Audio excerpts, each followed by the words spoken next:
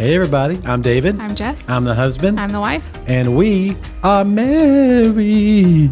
15 to life. I'm not going to sing.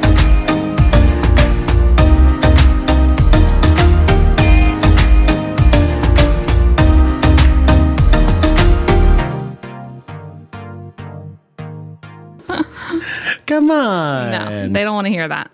I love how I do the song and you go 15 to life. I'm not even going to try. A little juxtaposition there. That was great. How you doing, sweetheart? I'm doing good. Has it been a busy day? Pretty much. Yeah. How's your mouth? I had to go to the dentist. You know, like it wasn't hurting or anything. I have a tooth that's acting up, but I think them just like messing with it and like all that, it's just kind of all irritated. I gotta go. I gotta go to the dentist next week. I think the 11th or No, that's the day I'm going is the 11th. what?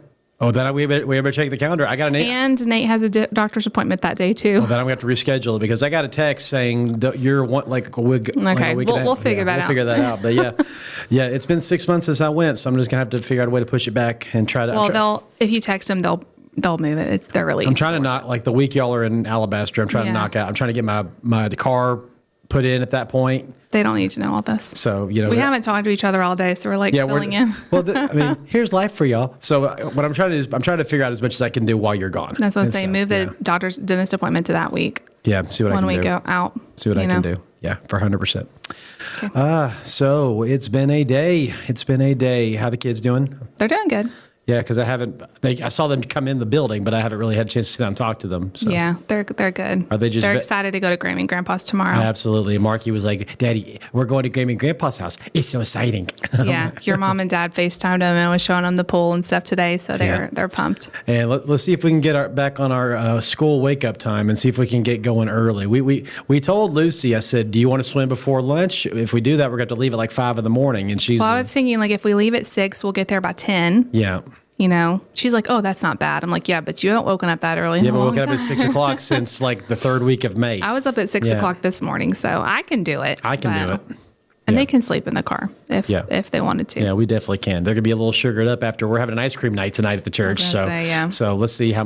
But thankfully, maybe they'll like crash. Let's say thankfully it's earlier in the evening, so it's not like we're eating at 9 o'clock or something. Okay, let's get going. But anyway, so all of you that are listening and watching, thank you so much for doing so. Make sure you like, comment, subscribe, follow, 5-star rating, all the things, and just get that out of the way.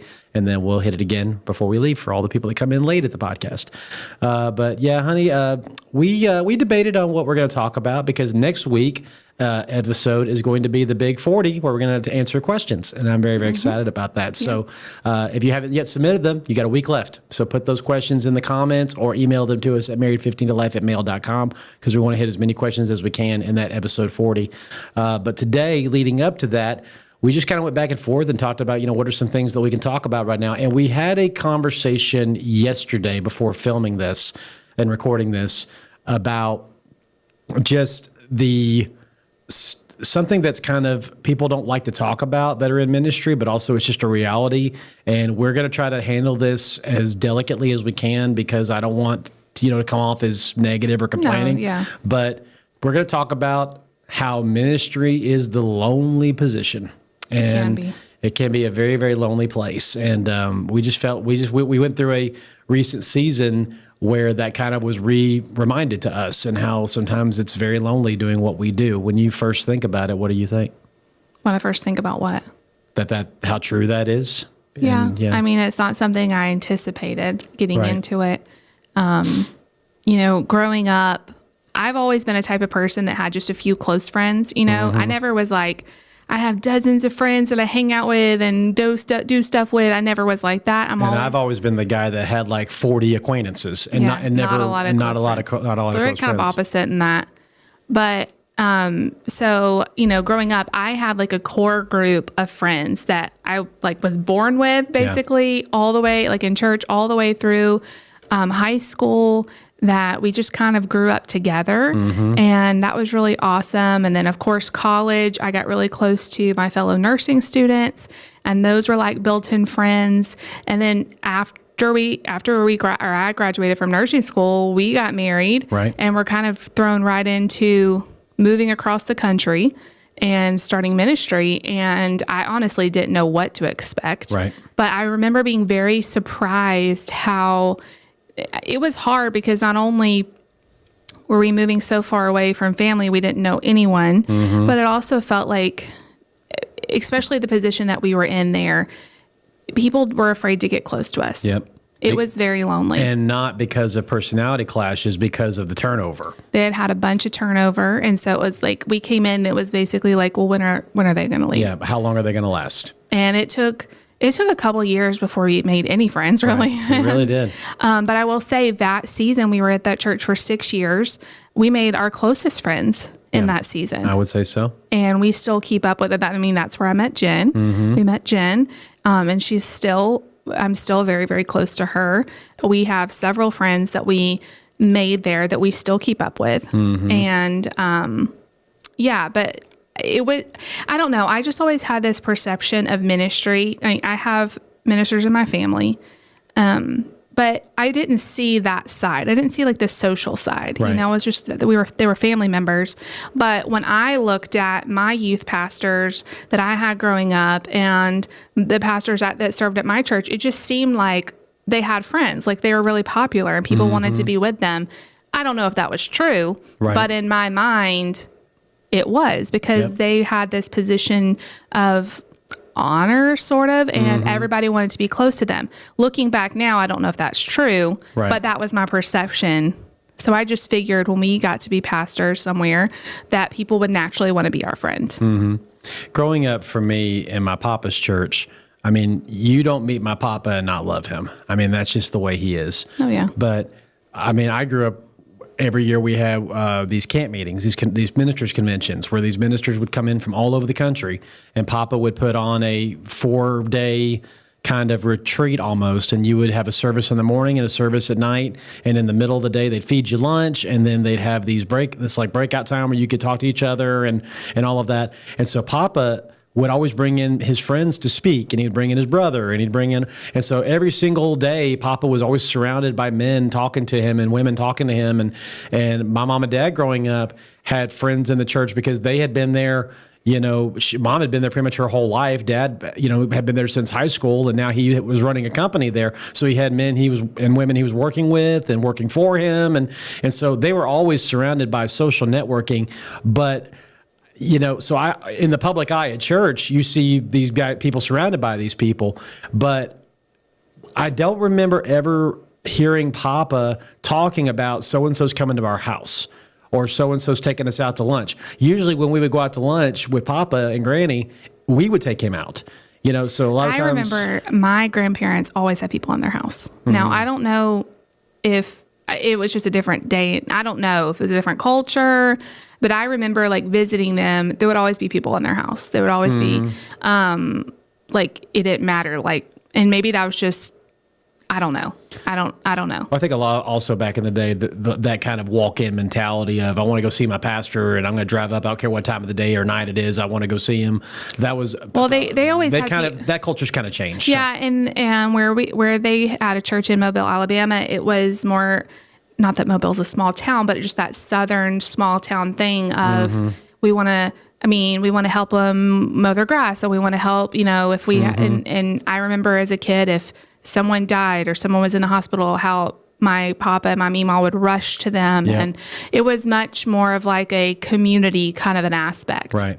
Papa and Granny would too. That definitely is that philosophy. But so I grew up thinking, watching all of this, that when you get into ministry, and also I had a very skewed view on this because Papa had a big church. Right. And so, I grew up, the bigger your church is, of course, the more people in your church, the bigger crowd there is, there's more people to talk to. Well, and you're watching this as his grandson. So he's been doing this a while. Right. You're not seeing him at age 30, exactly. Doing this. 35, 40 years old. Yeah. I wasn't alive then. Yeah. So there's a lot of, he was reaping the benefits of his many. So I didn't get to see him when he first started pastoring Faith, when there was only 35 people there. Right. So a lot, and I'm sure if I sat, we're going to get to see him when we go home in a minute, and I'm excited to sit down and talk with him. I don't know how much he could remember, probably a lot, because his long-term memory is good. They've told me a lot of stories. But I would love to hear him and talk to him about how did you navigate those early years when the people would come and you would preach to them and, pray for them, and they'd hug you, and then they'd walk out the door and you turn around to shut stuff down and lock the doors, and you're all by yourself and you go home alone. Yeah. That's the kind of stuff that I was not ready for. That's the kind of stuff that I did not prepare myself for, just literally how much of ministry. And I remember T.D. Jakes said it this way. I don't know how any of y'all feel about T.D. Jakes, but his earlier ministry years, I really love a lot of what he talked about. And he said, you have to think about it as courage. When you come to church to preach, you are giving your courage to the people. You are encouraging them. So if you are encouraging them, then when you leave, you go home discouraged because you gave your courage away. I know. I've never forgotten how he put that. It's a big thing in the church of how Monday mornings are really hard for pastors. Every pastor quits on Monday morning. That's the joke. The enemy is really after pastors because they feel like, I don't know, they doubt themselves. Maybe there was issues with personalities and stuff that came about on Sunday, or maybe they just feel discouraged. Like, did the people respond like I thought they should? It's really easy. I mean, you have people that criticize you and different stuff. And so I know it's really hard on pastors. And if you don't have a circle of friends to encourage you, it can be a very lonely and isolating place. And I don't think that that's what God intended. No. And I don't think it's all on everybody else to do that. I mean, it definitely takes a relationship both ways. But I just know, coming from where we were and, not having family, not knowing anyone, it's really hard to navigate making friends in a situation like that, because you don't know where to start. Yeah. I mean, the biblical principle of the kingdom is to have friends, show yourself friendly. And I think for the most part, Jessica and I are friendly people. Oh, yeah. I mean, we like to keep to ourselves on some things, and we're both homebodies. We love to go home. I mean, I'm very introverted, but when I'm talking to people, I really enjoy talking to people. I'm super friendly. But I have gotten the impression a lot of times when we've come to churches of, we are already friends. Like, so-and-so and us, we're friends. We don't necessarily need a friend. And that's kind of the vibe. Like, you go in and there's already these friend groups established, and it's really hard to get yourself in there. Yeah. But also just something out of just the culture of things. Who wants to really be friends with the pastor? I mean, can we just say that? The pastor has this literal platform level that I go to him to receive the word of God, and to have a leader spiritually in my life to tell me, this is what the Lord says, this is what we're doing to the church, this is where the church is going, this is what we got coming up next week. That's the person I talk to every week. Do I want this person to be at my backyard barbecue? Yeah. Do I want this person to be at my kid's birthday party? Do I want this person to come into that circle of my life where I let my friends come into? Is it weird? Because and I know this is real, because when people cut my hair, or even when I go to get a massage, or when people are fixing or tailoring my clothes and measuring me for a suit or something like that, the moment they ask the question, so what do you do? And I say, I'm a pastor.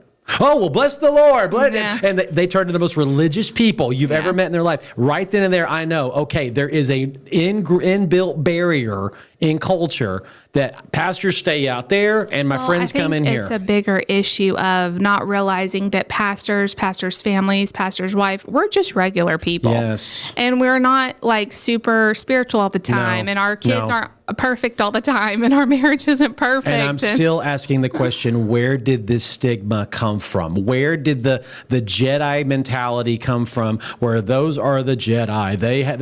They know how to use the Force. They carry the lightsabers. We're common people and they're superheroes. I think it just comes. Where did this come from? I think it just comes from religion, and that's the whole thing of how pastors, PKs, pastor kids got this super, everybody watched them extra close, and there was so much pressure put on them that it's the whole joke now that pastor kids just completely turn away from their faith and go wild. And I think it's because people put so much pressure on them, not realizing that they're just normal kids. Yep. They're going to make mistakes. They're going to, we're going to make mistakes. We're going to mess up. We're going to fight. It's real. You don't become a pastor and everything is perfect in your life.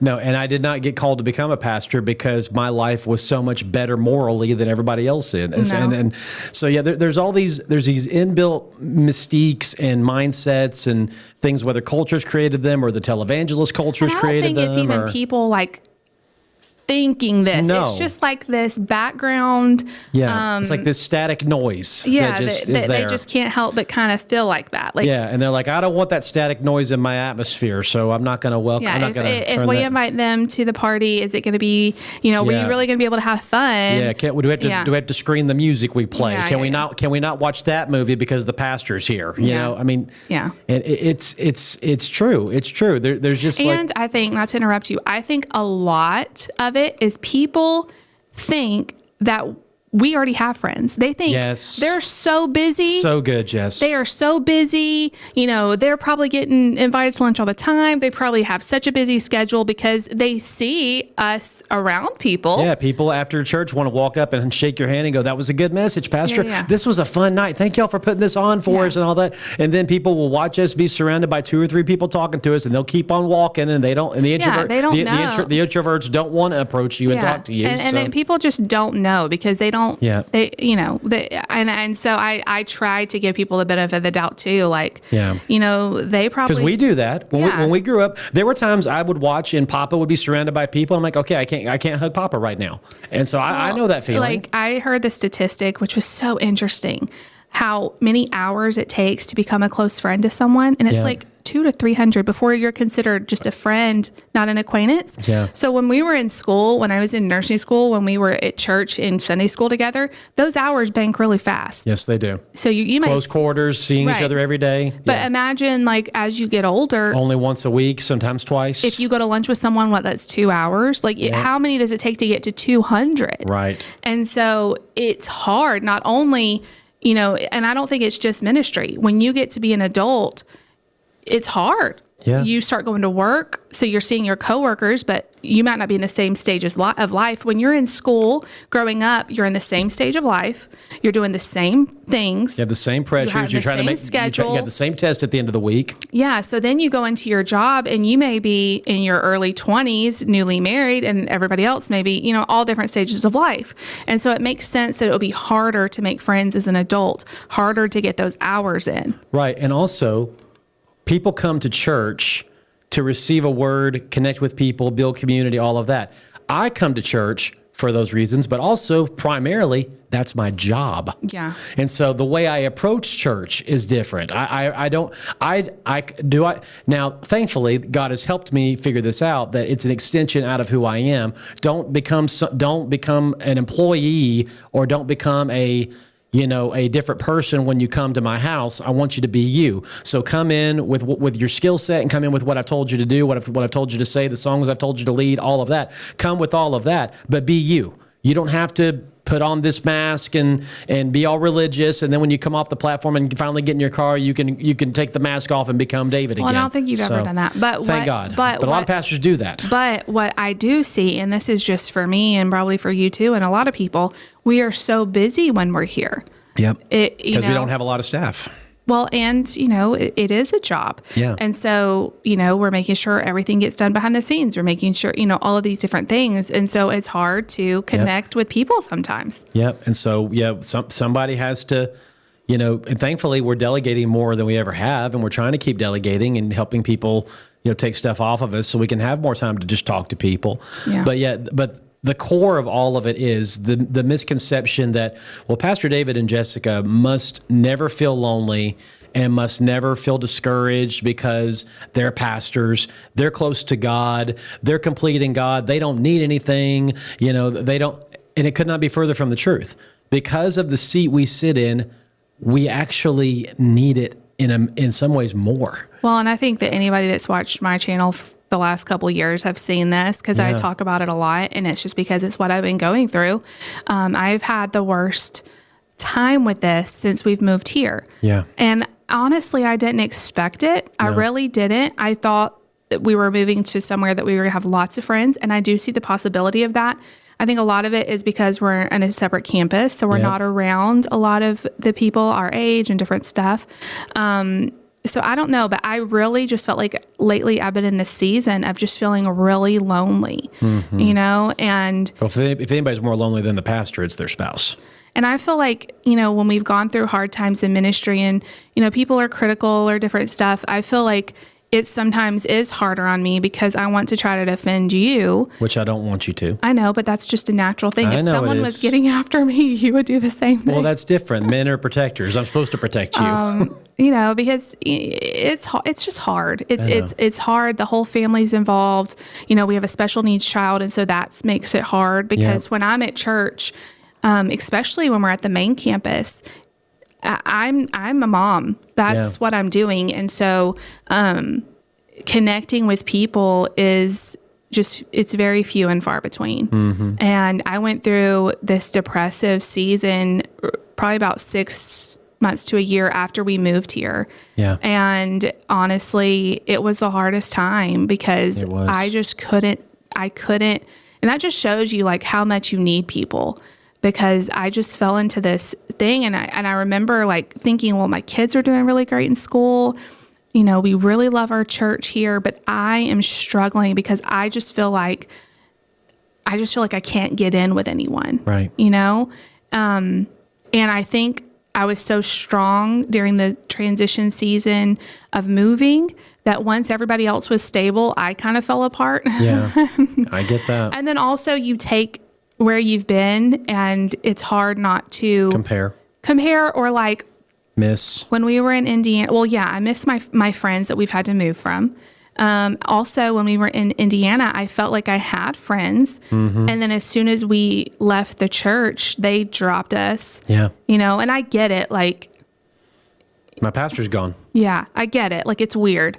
But it's hurtful too, because it's like, I thought we were friends. Well, and that's another thing about the culture is a lot of churches teach you that if a staff person moves on, it's unhealthy to maintain relationship because they're no longer pastoring and you. I get that. But that's the problem. If the only thing they were to you was your pastor, and they weren't your friend, and regardless of whether we're friends or not, we're all brothers and sisters in Christ. We're all family.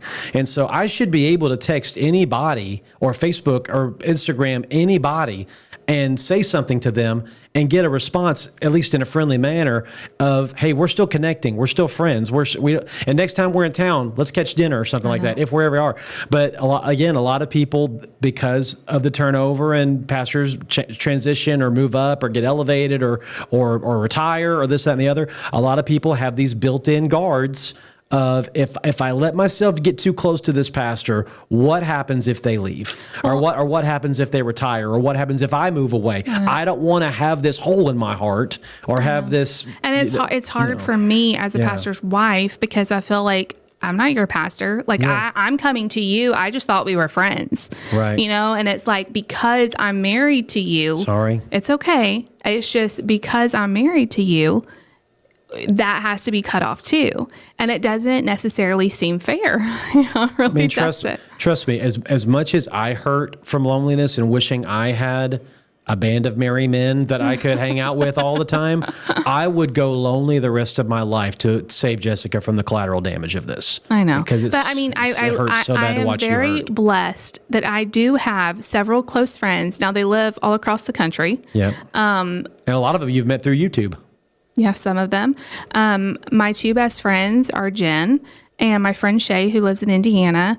And I love them. I text them, talk, FaceTime, or not FaceTime, but Facebook, of course. We could FaceTime, but we usually just text or Facebook message or stuff like that. And that is so great. Yep. But there's something about like having someone you can like sit down and actually talk to. Oh, of course. I mean, it's been clinically proven that that face-to-face conversation does a whole different thing to your brain. It does a whole different thing to your, it's great to see people on a screen with FaceTime and things like that, but there's something about sitting next to them or riding the ride with them or being in the car with them, having that personal connection. It's what COVID took away from us. It's that thing of, I still see you in the Zoom chat, or I still see you chatting with me in the chat box while we're watching this canned service that this poor pastor had to put together. I get all of that, and I know that because I was that guy. And I always come back and go, when you're at Christmas, there's one thing to put a fire on the TV with Christmas music playing. It's another thing to be sitting at a roaring fire and hearing actual Christmas music being played. It's a whole different sensation. It's a whole different feeling. And we were not meant But God created us for community, because God within himself, I always go to God and these things, and please bear with me, but God himself is a community. There's Father, there's Son, there's Holy Spirit. Inside of the Trinity, there's relationship. And out of that relationship, all things were created. God created male and female in all of the animal kingdom. God made male and female in the plant kingdom. God made everything to work together and have community. And then when God made man, he made us body, soul, and spirit to work together in one, because we ourselves are a community, because we're a reflection of him and a reflection of Father and Son and Holy Spirit. So when we feel isolated, and we feel like we don't have anybody to talk to, and we feel like we don't have any friends, and all we have is our spouse and God, praise God we have that, but we were not meant to live there. We were meant for community. We were meant to be part of the body of Christ. Jesus even said, Paul said, what if the eye said to the ear, I don't need you? Or what if the hand said to the foot, I don't need you? All the body parts need each other to function and be a united body. And there's over 208 bones. And don't get me started on muscles, tendons, and all of that. There's a lot of pieces that make up a body. So we are not meant to just be on an island off to ourselves. We need each other. Yeah. And like when I was going through that depressive state, I just remember thinking, like, I have an amazing husband. I have an amazing family. You have an amazing God. Kid. God is amazing. Why am I feeling like this then? Right. You know, and it's just like, why can't I just snap out of it? Right. And I will say a lot of it I needed. So I'm developing a magic pill, and we're going to make billions and billions. No, like a lot of it, I did need some help from a doctor, and there's no shame in that. But also, and I will say it is getting better. There are awesome people here. Yeah. Again, it's just finding the time. Right. Because everybody is busy. And finding your niche. Where do we fit in? Yeah. And there's a lot of times I just look around here and I'm like, we stick out like a sore thumb. We do. We do. Nobody is it. You know, you try to find people like, who could I be close to? And that's something else that's weird as a pastor. And I want you to speak to this too. We have a lot of similarities to a lot of pastors, but we're very different than a lot of other pastors. We are different. We prioritize a lot more family. And we prioritize a lot more, and a lot of it's reactionary to how we were raised. And what our children need, you know, with a special needs son, we can't. I remember like being around other couples in youth ministry and stuff, and they would just drag their kids to summer camp with them and all this stuff. And I'm like, we physically can't do that. No. We have a child with special needs. Even if we didn't, like, I don't know that I would want that for my kids all summer and all of that. Yeah, because my kids will not be another statistic of a kid that, well, you're a pastor's kid. This is what you're doing. Your nights are taken up. You are not allowed to have plans. You're not allowed to have friends. You're not allowed to have fun. I mean, we definitely prioritize them being in church. Yes, there are times, of course, where I wish like, well, they really need to go to bed, but we're going to make church a priority today. But we today. will never sacrifice their childhood or who they are as individuals because of ministry. Yeah. And that, unfortunately, is not the norm. We also know a lot of pastors and pastors' wives who both work in full-time ministry, or they both want to be full-time ministry, and that's not where my heart is. Correct. And so we don't, it's just like we can't relate to that. No. We have a whole different life than that. No. Not that we can't be friends or anything like that, but it's just like, you know, when you're trying to be really close to someone we can kind of relate because we grew up with grandparents that was what they were. Your Meemaw was, I mean, she was ordained. She was ordained, but she was a mom and a grandmother. And Granny was a mom. Yeah. Yeah. But again, I didn't serve under them. I didn't even attend their church. So I didn't see a lot of the day-to-day sacrifices that they had to make. Most of the people that I watched on a daily basis in ministry both led, both spoke, both were at church all the time, both did everything. Both had a paid staff position somewhere. Yeah. Or maybe like one of them spoke. One of them did kids, one of them did youth, one of them did first impressions or something. But they were both actively involved as a couple in ministry. Yes. Right. And so I've had to navigate this whole thing kind of blindly of how do I prioritize my family? Right. But also prioritize the church and being what I need to be for them. And early on, it was really hard because I had demands placed on me. I wasn't getting paid by the church. I wasn't. I mean, I was married to you, and you were getting paid by the church. But it was like this whole mentality of like we got a two for one special. And so I just felt so torn. Like, Yeah. my kids need this, but I'm being asked and demanded of this. And it just, so it's been, and I've really had no one to go to help me. Right. I've just had to work through it with God. And I remember finally, after we've been through several churches, when we interviewed in Indiana, I remember I'm going to ask them, Yes. before we say okay to this job, what do you expect from me? Right. Because I need to know that, because I never knew to ask that. And then all of a sudden expectations were placed on me. Right. And I remember him saying, like, we want you to be involved, as a church much as you member, wanna be. but you're not, there's no expectation of anything else. Yeah. And that's exactly what I wanted to hear. Of course, though, the congregation may have expectations of you. Especially those that are more set, and that's the way The church whole is thing of supposed to like be. pastors' wives are going to learn to play the piano and teach Sunday school and all of that. You don't want Jess to play the piano. And that's the thing, though. I feel like when I say that, people think, well, she just doesn't want to be involved in church. And that is not true. Which is another reason why a lot of people push people away, is because, well, there's this expectation in my mind and you're not meeting it. So you're selfish, or you don't care, or you don't want to be here, or they don't want to be my friend because they're never at church. And if you really sat down and watched us for one day, you would quickly realize, whoa, I need to help them. I need to pray for them. I need to stop thinking that way. Because we can assume a lot of stuff about other people's life, but Of course. unless you're in their shoes, you don't know their know. intentions. And You so don't I know. try to also give people that same grace. We don't know what's going on behind the scenes of their life. Right. And so I think we all need to do a better job at loving each other and not putting these expectations. Because sometimes even with our church members, we can think, well, they haven't been to church in 2 weeks. Yeah. Where are they? They didn't show up to practice this day or whatever. And it's like, okay, we need to check in with them and go, hey, how's it going? Yeah, are you okay? Are you doing all right? How is this too much? Do we need to go back and do Right. only one time a week that we're doing children's church or whatever? Because you don't want to kill your people. No. And I think that that's an important lesson, because And we've always believed family first. You reap what you sow. We want to show people value, that we value your family time, and we want the priority over you serving in the church, and priority over you helping me, build this church and build the kingdom, is you got to answer to God for your life. You got to answer to God for your marriage and for your children. What God has placed in my life for me to put top priority is our family. Yes. We sacrifice a lot Yes. so that I can be at home with them. And they are my top priority. And they always will be. And so I want to be involved in church, absolutely, but not at the expense of them. And I won't let you. So, Which is why, and she hates me saying this, which is why I always say, Jess, find someone else to do that. You don't need to be this busy. The problem is sometimes there's no one to find. I know. So then pray that person in. Yeah. Yeah. Or give somebody a chance and see how they do. Yeah. But it's just.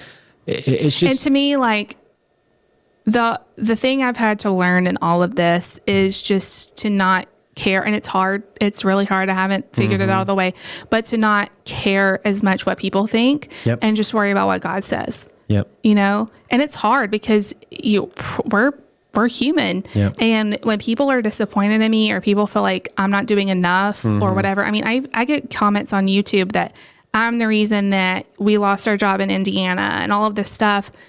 And it's hurtful because that's not true. No, it's not. And They have no clue why we left that church. yeah. But they just, you see like a little bit of someone's life and you think you know them. No. And so I always want... You're like Sergeant Sulch. You know nothing. Nothing. But then, God has also shown me that it's okay if they think that, because they're not right. Correct. So why are you giving someone power over you? They don't deserve it. They don't deserve it, and just let it go. Like the whole this philosophy has changed my life over this past.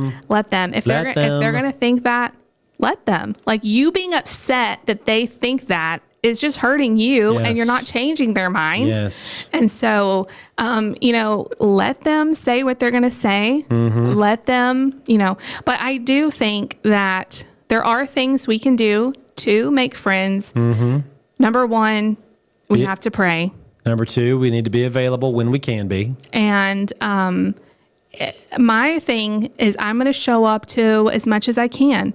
Every ladies event that I could possibly show up to, even when it was very difficult and I cried all the way home because I didn't know anybody and nobody really talked to me, I went. And last thing, which is easier for me than it is you are going to have to be the one who makes things happen.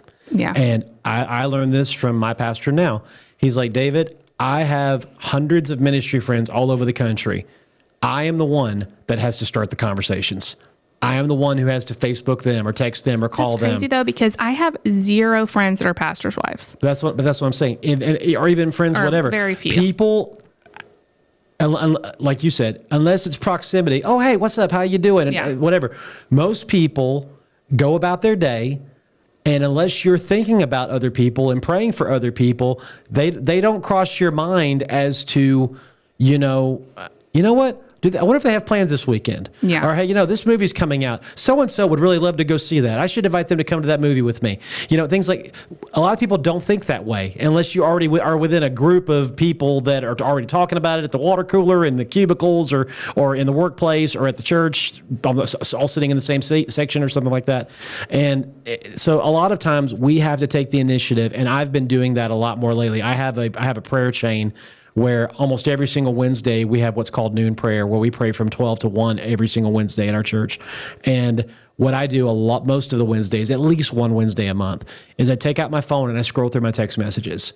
And I look for people in ministry and just friends, and I wait for Holy Spirit to almost make their name glow off the phone, like I see their name very distinctly. And I will text them and ask them one question: how are you doing, and how can I pray for you? And almost every single time I will get messages back going, you have no idea how much I needed somebody to ask me that right now. You have no idea how much I need prayer for this. Would you please pray for this? And then I don't give them a thumbs up, and I don't heart the message. I take my phone and I hit microphone and I pray out loud into my phone over the very thing they want prayed for. And I've had so many people tell me, I felt it. As I was reading your words, I felt the prayer because it felt real. It felt like it was actually you praying, because it was. And so, but that's me doing it. You know how many times a lot of people do that back to me? Almost never. I'm the one that's got to do it.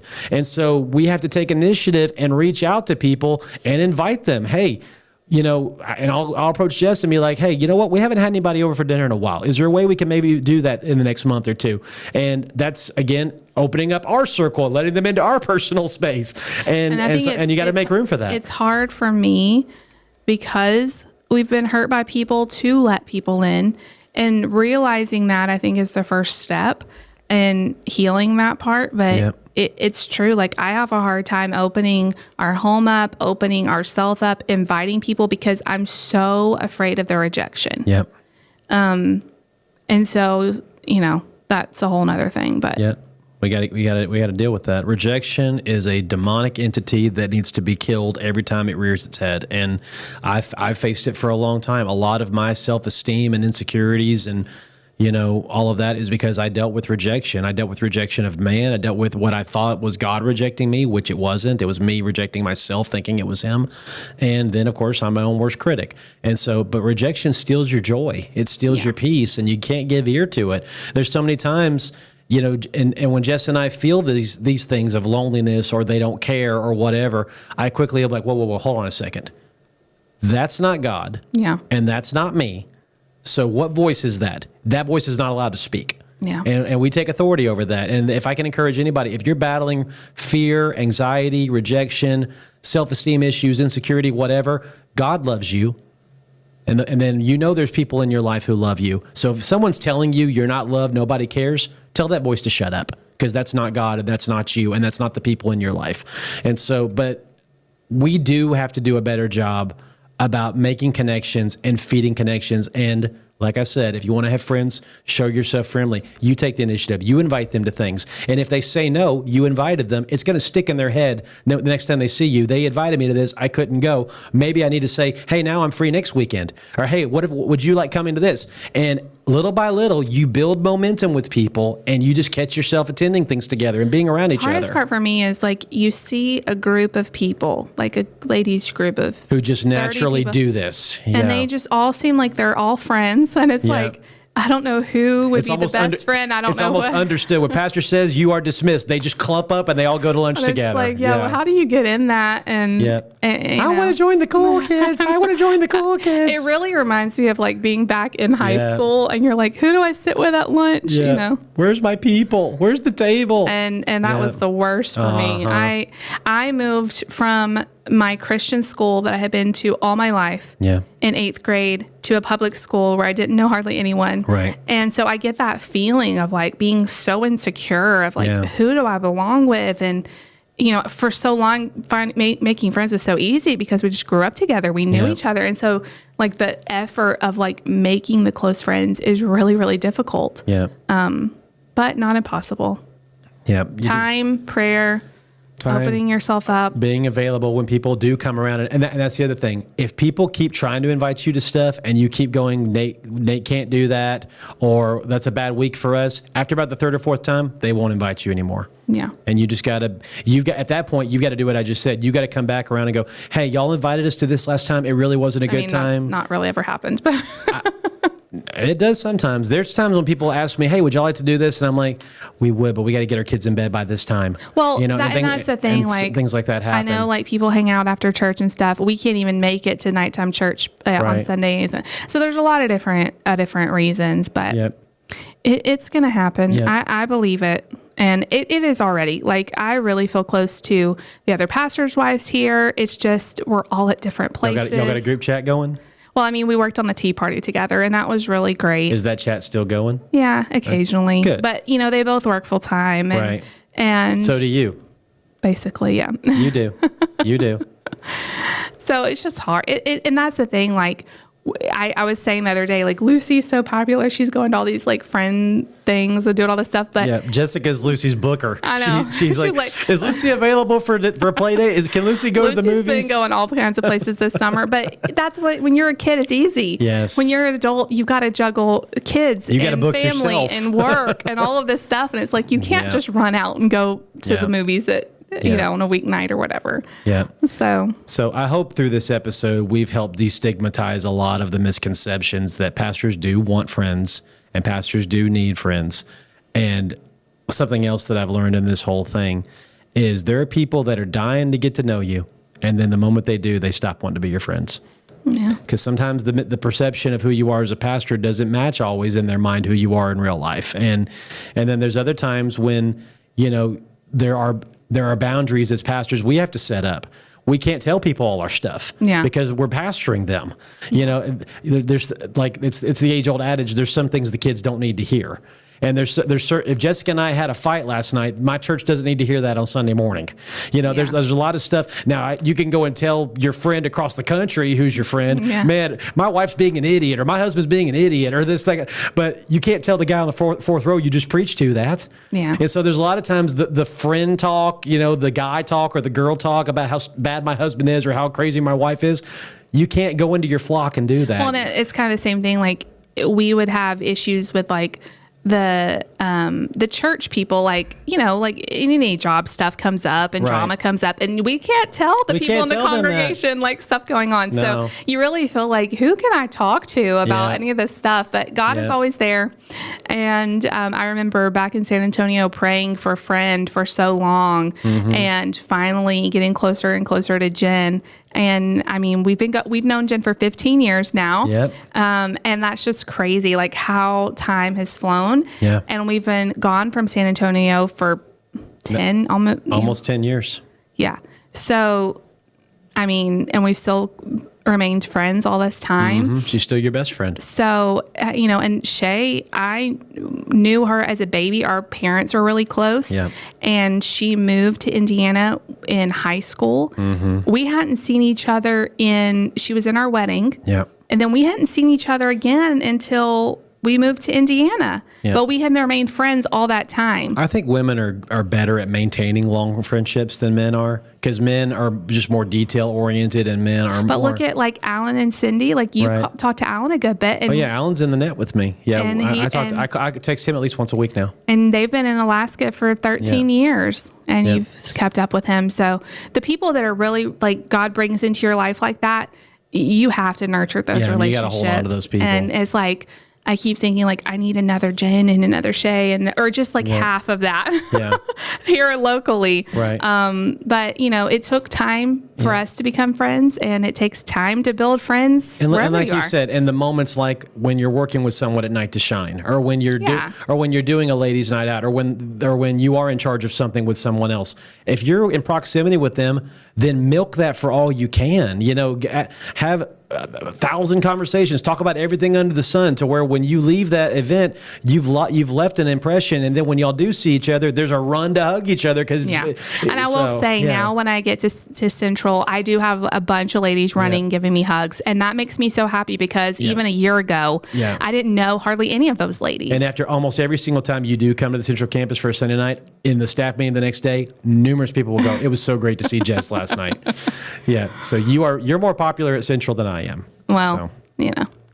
Well, of course you are. You're the better looking one for sure. Oh gosh. So, but anyway, any last thoughts you want to throw out here? No, I know not just pastors, but a lot of people struggle with this. Yeah. It's hard as adults to make friends. And so I think even if you're not a pastor or pastor's wife in ministry at all, a lot of these things still apply. Yeah. And if you can connect with other pastors and pastors' wives, that's a great safe place to build relationships. Or like if you're a teacher or whatever, it's really great to find people in the same stage. Because they get it. They get it. I love when I can talk to another special needs mom, even if it's on the computer or whatever, because there is a part of us that we just get each other, Absolutely.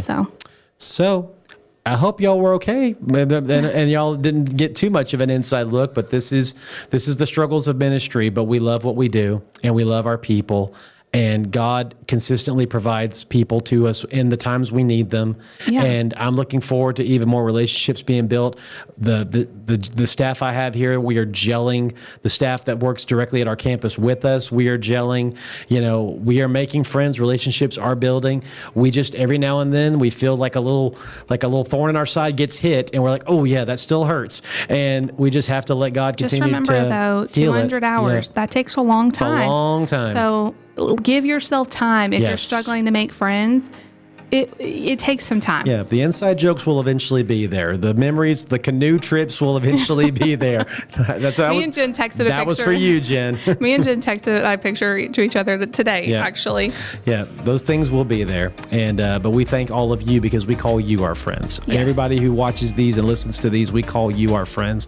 And we hope you, as our friend, will please give this podcast episode a 5-star rating. Give the podcast a 5-star rating. Please leave us comments in the comment section or email us at married15tolife.com. Next episode is episode 40. And as promised, we're going to answer as many of your questions as we can. So please make sure you are leaving those in the comment section or emailing them to us at married15tolife@mail.com. We're going to get them all unwrapped as many as we can next episode. Jess? If you're watching on YouTube, definitely make sure that you hit the subscribe button so you'll be notified when we post new videos. Also, hit the bell so you'll be notified. The subscription, you'll just show up in our feed, or we'll show up in your feed. Like the video if you liked it, and leave us a comment down below. You're my best friend. Aw, you are my best friend, and Layla's my best friend. Yes. So with the two of you, how else? Who else do I need? I'm a blessed man. I got the Lord. I got you. I got Marky. I got Lucy. I got Nate. I got the Lulu's Layla, and I got a whole lot of people in my life who I love. Yeah, we're very blessed. We're very blessed. We're very blessed. And we have all of you. And until next time, I'm David. I'm Jess. I'm the husband. I'm the wife. And we are married. 15 to life. Bye, friends. Bye, everybody. We love you.